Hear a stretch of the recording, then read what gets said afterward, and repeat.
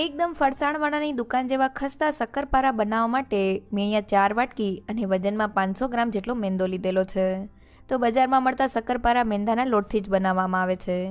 પણ જો ઘરે તમારે ઘઉંના લોટ સાથે બનાવવા હોય તો 500 ગ્રામ ઘઉંના લોટ સાથે 1/4 કપ એટલે કે અંદાજિત 4 થી 5 મોટી ચમચી જેટલો રવાને ગ્રાઇન્ડ કરીને એડ કરી દેવો. ઘઉંના લોટ સાથે પણ શક્કરપારા ટેસ્ટી બનશે. સાથે મેં અહીંયા અડધો કપ અને વજનમાં 100 ગ્રામ જેટલું ઘી લીધેલું છે. તો છે ને એકદમ સહેલું માપ 500 ગ્રામ લોટ સાથે આપણે 100 ગ્રામ અને અડધી વાટકી જેટલું ઘી લેવાનું છે. સાથે મેં 175 ગ્રામ અને 1 કપ જેટલી ખાંડ લીધેલી છે. સાથે ખાંડ જેટલા જ પ્રમાણમાં એટલે કે 1 વાટકી અને 175 ml જેટલું પાણી લીધેલું છે. તો શક્કરપારાનો લોટ પાણી સાથે બાંધવાથી તે 2 થી 3 મહિના સુધી સારા રહે છે. અહીંયા તમે પાણીની જગ્યાએ 175 ml જેટલું દૂધ પણ લઈ શકો છો. તો જેને એકદમ સહેલું માપ 4 વાટકી લોટ સાથે આપણે 1 વાટકી જેટલી ખાંડ અને 1 વાટકી જેટલું પાણી લેવાનું છે. તો ઇન્ગ્રીડિયન્ટના આ પરફેક્ટ માપ સાથે તમારા શક્કરપારા પહેલી જ વારમાં એકદમ ખસ્તા અને 100% પરફેક્ટ બનશે. તો હવે લોટ બાંધતા પહેલાં આપણે ખાંડ અને પાણીનો એક મિક્સર બનાવવાનો છે. તો પેનમાં 1 વાટકી જેટલી ખાંડ અને 1 વાટકી જેટલું પાણી એડ કરી દઈએ અને હવે ખાંડને પાણીમાં સારી રીતે ઓગાળી લઈએ. તો ખાંડને ઓગાળતી વખતે આપણે ગેસની ફ્લેમ મીડિયમ ટુ લો રાખવાની છે, જેથી આપણું પાણી બળી ન જાય અને ખાંડ એકદમ સારી રીતે ઓગળી જાય. તો લગભગ 2 મિનિટ જેવું થઈ ગયું છે અને આપણી ખાંડ એકદમ સારી રીતે ઓગળીને પાણીમાં ભળી ગઈ છે. આપણે પાણીને વધુ પડતું ઉકાળવાનું નથી. તો ગેસની ફ્લેમ બંધ કરી દઈએ અને મિક્સરને થોડી વાર ઠંડુ થવા દઈએ. અને હવે શક્કરપારાનો લોટ બાંધવા માટે 4 વાટકી અને 500 ગ્રામ જેટલો મેંદો મિક્સિંગ બાઉલમાં એડ કરી દઈએ. સાથે ફક્ત 1 પિંચ જેટલું મીઠું એડ કરી દઈએ. તો શક્કરપારા ગળ્યા હોય છે, પણ થોડું મીઠું એડ કરવાથી તે મીઠાશને બેલેન્સ કરે છે. સાથે મેં અહીંયા અડધી વાટકી અને 100 ગ્રામ જેટલા ઘીને એકદમ સારી રીતે ગરમ કરી લીધેલું છે. તો શક્કરપારામાં ઘીનું મોણ આપણે ઘીને એકદમ ગરમ કરીને જ એડ કરવાનું છે. તો હવે તેને લોટમાં એડ કરી દઈએ અને શરૂઆતમાં ઘી ગરમ હોય એટલે તેને ચમચીની મદદથી અને હવે હાથની મદદથી ઘીના મોણને લોટમાં એકદમ સારી રીતે મિક્સ કરી લઈએ. તો આ સ્ટેપ સૌથી ઇમ્પોર્ટન્ટ છે. ઘીના મોણને લોટમાં આ રીતના મિક્સ કરવાથી આપણા શક્કરપારા એકદમ ખસ્તા બને છે. તો મેં ઘીને લોટમાં એકદમ સારી રીતે મિક્સ કરી લીધેલું છે, જેનાથી લોટનું ટેક્સચર આ રીતના ક્રમ્બલી થઈ ગયું છે. જેને હાથમાં લઈને દબાવીએ તો તે એકદમ સારી રીતે ભેગું થઈ જાય છે. મીન્સ આપણા મોણનું પ્રમાણ લોટમાં એકદમ પરફેક્ટ છે. અને હવે લોટ બાંધવા માટે મેં અહીંયા ખાંડ અને પાણીના મિક્સરને એકદમ સારી રીતે ઠંડુ કરી લીધેલું છે. આપણે ગરમા ગરમ મિક્સર સાથે શક્કરપારાનો લોટ નથી બાંધવાનો. તો હવે મિક્સરને થોડું એડ કરતા જઈને આપણે શક્કરપારાનો કઠણ લોટ બાંધી લઈએ. તો શક્કરપારાનો લોટ બાંધતી વખતે આપણે એક સાથે વધુ પડતું મિક્સર એડ કરીને લોટને ઢીલો નથી બાંધવાનો. ઢીલા લોટ સાથે શક્કરપારા બરાબર નહીં બને.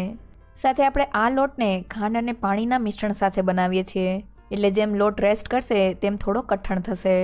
એટલે શરૂઆતમાં આપણે તેને મીડિયમ સોફ્ટ રાખશું. તો મેં લોટને એકદમ સારી રીતે બાંધી લીધેલો છે અને તે આ રીતનો ન વધુ પડતો કઠણ કે ન વધુ પડતો ઢીલો એવો મીડિયમ સ્ટીફ છે, જે શક્કરપારા બનાવવા માટે એકદમ પરફેક્ટ છે. તો આ રીતનો લોટ બાંધવા માટે મારે ખાંડ અને પાણીના બધા જ મિક્સરની જરૂર પડી ગઈ છે. જો આ મિક્સર સાથે તમારો લોટ બંધાતો ના હોય તો તમે ઉપરથી થોડું પાણી એડ કરીને લોટને આ રીતનો પરફેક્ટ કરી લેજો. તો હવે તૈયાર થયેલા લોટમાંથી શક્કરપારા બનાવવા માટે લોટના 2 ભાગ કરી લઈએ. હવે એક ભાગને હાથની મદદથી થોડો મસળી લઈએ અને હવે તેને દસ્તાની મદદથી થોડો ટીપી લઈએ. તો લોટને આ રીતના ટીપવાથી શક્કરપારા એકદમ ખસ્તા અને ફૂલેલા બને છે. તો લગભગ 2 મિનિટમાં જ આપણો લોટ એકદમ સારી રીતે ટીપાઈને સ્મૂથ થઈ ગયો છે. તો હવે હાથની મદદથી તેનો રાઉન્ડ શેપનો લુવો કરી લઈએ.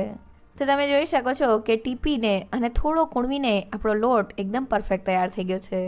તો હવે તેને વણવા માટે પાટલા ઉપર રાખી દઈએ અને વધારાના શક્કરપારાના લોટને આ રીતના કપડાથી ઢાંકી દઈએ, જેથી તે ડ્રાય ન થાય. અને વેલણની મદદથી મીડિયમ થિકનેસવાળો રાઉન્ડ શેપમાં વણી લઈએ. તો મેં લુવામાંથી રોટલીને વણી લીધેલી છે અને તેની થિકનેસ ન વધુ પડતી જાડી કે ન વધુ પડતી પતલી એવી મીડિયમ છે.